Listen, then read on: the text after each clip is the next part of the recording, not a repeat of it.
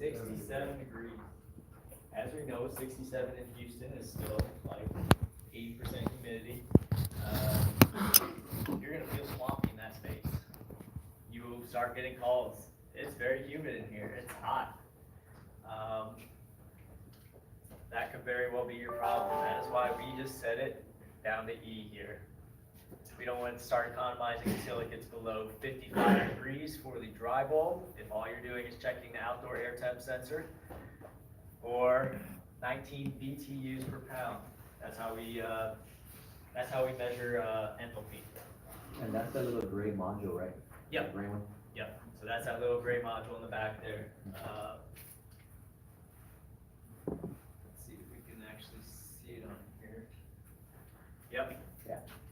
So it's kind of hard to see maybe for you guys, but you can see a little bit. It's actually still set straight up and down. So it's actually still set on C, but again, they spliced a whole bunch of stuff, so they're not even using the module. But if that had been left like that and everything was plugged in correctly, then that would give us some problems.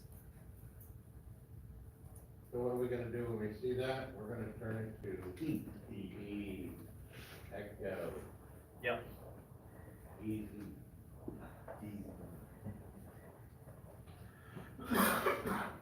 Alright, so we also get into some more fun stuff here. So for the comparative enthalpy method, this tells you exactly when the economizer is going to start economizing. So the economizer is enabled when the outdoor air enthalpy, remember comparative, it's comparing return air enthalpy and outdoor air enthalpy, is less than return air enthalpy minus 3.0 BTUs. So what that means, and we're going to start getting into my field a little bit here, a bunch of math. I know you guys are going to love that. We're good for good now that you're here. All right, so outdoor air enthalpy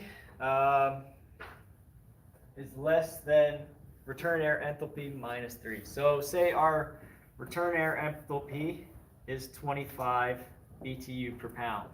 How do you know that? So that's going to be taken, for now I'm just making something up, but that's going to be read from our return air humidity sensor and our return air temperature sensor. So remember, you need both of those, temperature and humidity, in order to get our enthalpy, which is total heat load of the air.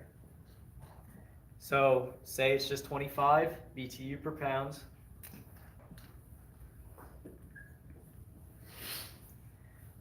What we're going to do, or what the unit does, is subtracts 3 from that.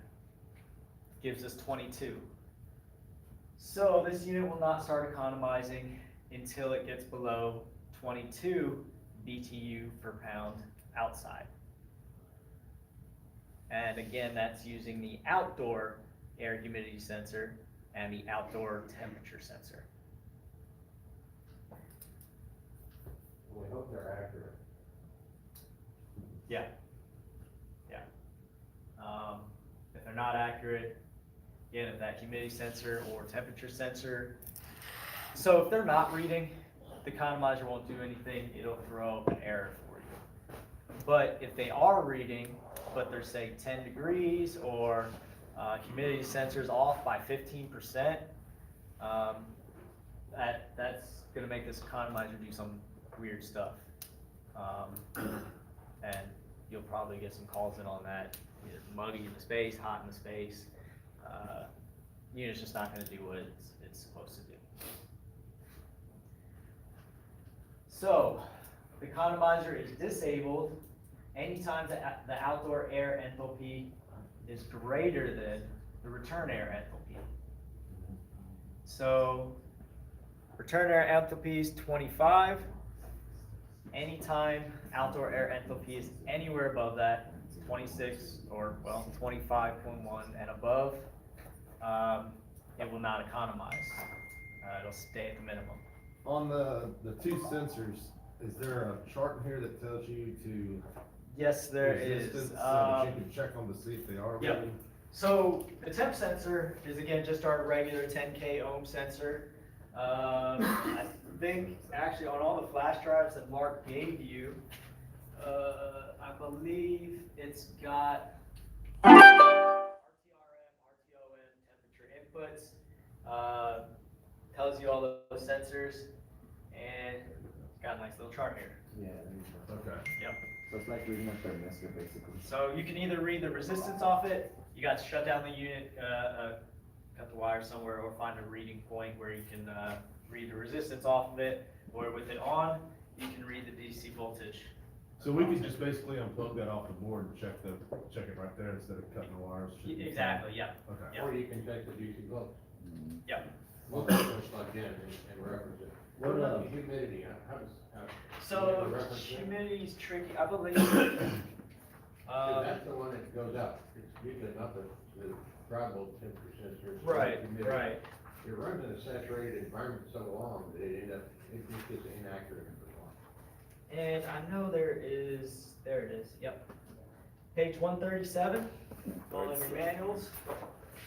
What page is that one? What? What page is that one? So this one is a Yeah. separate document. Yeah, that's Okay, all. so This it's one, about- I believe it's on your flash drives. It's a separate document, and it goes through, obviously, -40. We'll never reach that here.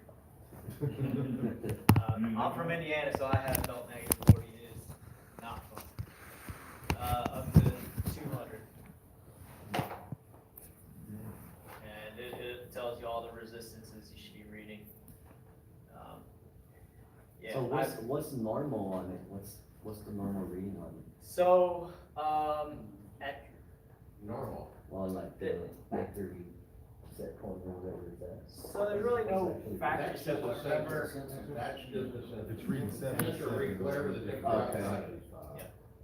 And we call it a 10K sensor because at about 70. 10K ohms, 72 or something like that? 77. 77, Yeah. okay. And that's actually what we use a lot, resistors, 10K resistors. Yeah. If, I know Enthalpy, if it doesn't have that zone temp sensor, we'll put that 10K resistor across it just to trick it. So what's the temperature? Say it's about 42 degrees out now, so it should be at, Alright, you guys tell me, let's see. 42. Uh, So what should we 42 read? should be 24.69. You should read 3.557 on Yeah, it. decent, yeah. Yep, exactly. Is that cheaper than the thermistors on the chiller carriers? Yeah, so pretty much you'll take the resistance or the DC voltage, you'll find it on here, and then you'll see what temperature it corresponds to, and hopefully you have your own, thermometer. And you can reference. Think you referenced, it goes 77 degrees, so we can see it. 77, 9.9. 9.949. So that's what we're saying. Yep. It's a 10K resistor at 77 degrees. And that's just a reference number, so that you'll know that particular sensor, that's its reference Yep. point. Because I believe, Honeywell's, some carriers and York units use a 20K sensor. Some 20K sensors. You put two of them in series. Don't does use that this work? chart. Charlie, at the very beginning, I saw, up there where, say, the sensors, is that also telling you the plug location or where it's at the top? Yes, yep, so that tells you, so outdoor air sensor, Yep. discharge air sensors on the RTOM. Coil temp sensors, those are for the, condenser coils actually. So that's not like a frost adder or anything, that's for your condenser coil if we have a heat pump. I measure coil temperature obviously so we don't freeze up the condenser coils on a heat pump. Is there like a defrost reference too? Yep. For a heat pump. Yeah, because heat pumps will go into defrost mode. And that's to pretty much melt off any ice or frost that builds up on the condenser coil. So now you can create more heat. If you don't Yep. defrost them, it won't create more heat. Just as a to sidetrack, if y'all, had very many problems with the reversing valve, I just have to replace in the first one. Which one? On, The reversing valve? the reversing valve, that y'all. Oh, yeah, for heat pump? I've replaced a couple. I get one on a regular residential unit, not like one on South Africa Voyager. Okay. Y'all have a lot of problems with the reversing valve? I mean, not too many problems. They get stuck sometimes. Yeah, they can get stuck, but I guess not. I mean, like I said, I've replaced a couple. I've replaced some really small ones on some mini splits, but that's a whole different story. I got a picture of them, I couldn't hardly fit, I've never seen one like it. It's about this big, a little bigger, yeah, looked like a flute. I had to take that whole mini split. Yeah, I had to take that whole mini The split. heat apart. pump mini split, Pain. heat pump? Yep. Yeah. Those one is it hard as cypress? Nah. Okay. But yeah, those are a pain. But I mean, on the bigger units, I've never really. I think we actually just had one go out at AMC Studio 30, but that's a unit from 1996. So. Yeah, that was my very first reversing valve, it wasn't, the cylinder wasn't fully closing, it was bleeding by. Yeah. So I had to replace it. Yeah, that's usually the problem, or the valve will actually get stuck or something, yeah. Sometimes those, gaskets in there, that prevent that bleed through kind of corrode or, you know, if you get moisture in the system or air in the system, that it'll cause stuff like that to start corroding, and, yeah, it'll cause that. Hey, the AMC 30, talking to the one over there on Dunville? Yep. Hey, has anybody done any rep sheets on this? Like On the actual especially units? Like 1 and 2, all the way to the end? You're talking about the actual units? Yeah. Changing them out? Yeah. Well, Yeah, actually, that's fun all story, we part of actually it. just changed out the coils on a unit out there. Okay. Yeah, we're trying to get them to start replacing, I think, Thomas Spade's the sales guy that's in Mhm. charge. I know we've replaced, units, couple units at Gulf Point, I think we've replaced one at Dunvale, couple at Willowbrook, but they lease those buildings, so they don't own them. So they're kinda hesitant to put money into replacing, you know, because that's a huge investment for them, and then, you know, what if they're not there in 5 years, they just spent all that money on a unit that, Well, they are making $8 on popcorn and $7 on soda.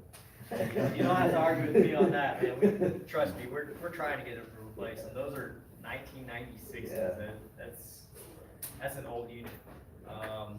They're starting to fall apart, and like I said, we just replaced coils on it, but it's a 1996 unit, why are we replacing coils instead of just doing the whole unit, but that's their decision, and, like I said, Thomas Bader was really trying to push for that.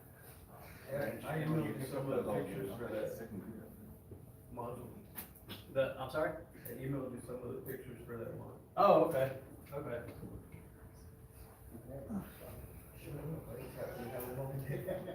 That's the first question I have. This isn't set right. What's wrong with it? What do I change? Yeah, and, I got pictures of it.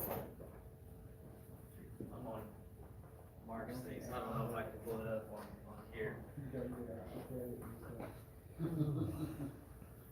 This happened to happen. I don't know if he's doing. Alright. 137.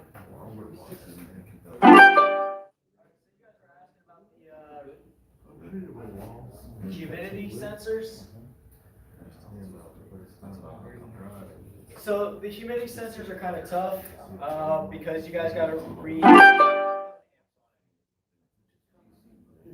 You guys know how to read amps, right? Milliamps. I don't think it'll register on your amp clamp.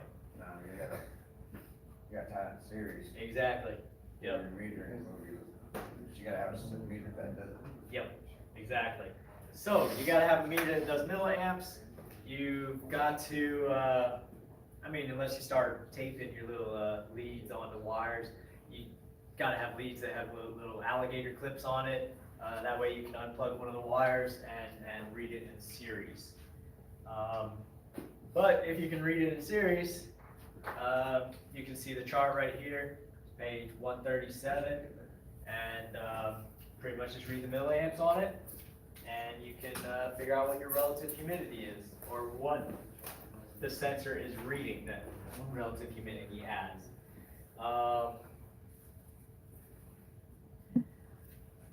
Again, it's not as easy to get the actual humidity either. It's not like you pull out your thermostat or your thermometer and it takes a temperature reading. Humidity reading, either you have a sling psychrometer,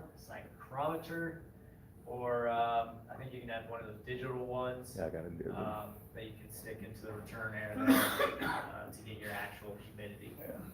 But you need to make sure that that is also calibrated correctly. But yeah, it's just got the whole chart here.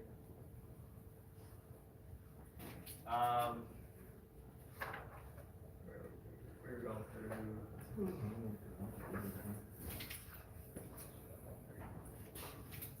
Yeah, I just wanted to sidetrack on that because we were talking about it. All right, so.